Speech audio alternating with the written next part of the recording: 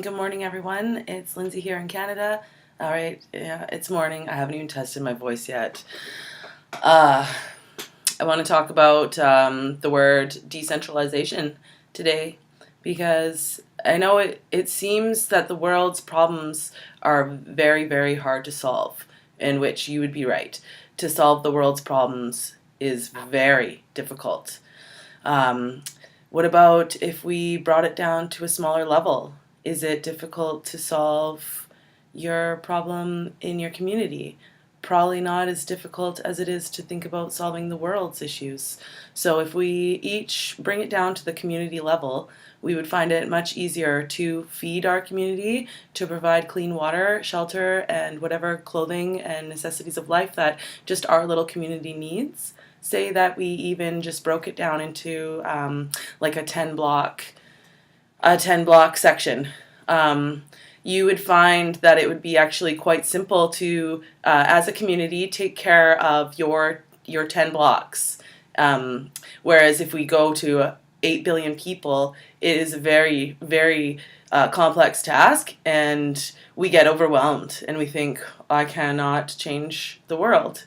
But it doesn't have to be that way, because if every 10 blocks looked after each other, made the decisions that needed to be made within that community, we don't need to really be making world decisions, just community by community. And as community by community becomes self-sufficient and self-governing, making decisions and choices for themselves, then there you go. The whole world changes. And we're seeing a lot of this. We saw in Greece after their big crash, people there started creating their own currency, because all currency is an agreement upon individuals. We're all agreeing that, okay, the US dollar is the petrodollar. We're going to use this to trade with. It's worth this much. It's all just right here in our heads. Money has no value except for our collective agreement of it having value. Other than that, we know the Canadian money is just made like of basically plastic. It used to be made of paper, but that's all it is. It has actually no value. And you know this. You cannot eat it. You cannot drink it. You can't. So what does have value is real things. So humans are the most valuable resource on the planet. Our hands, our brains have made everything for us.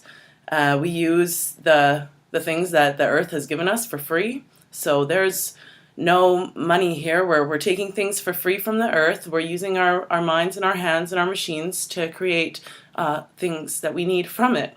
So that's it. Don't be overwhelmed. Just think, what can I do in my community? Is there maybe an older neighbor that needs some help? Is there a mom or even a single dad struggling that could use a little bit of your support? And that's all we have to do. We just have to look to our neighbors. I know some of you might think, I don't like my neighbors. They're rude. Well, I don't know. Did you ever bring them some baking? Maybe try to find what you do have in common.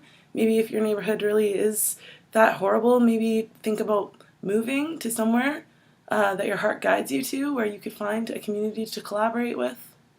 Anyways, these are just some thoughts on freedom, on how we can get free. And it just starts with the community. It starts with you, one person. That's all it takes. You can set the example. You can set the example, and others will follow your lead. Bye.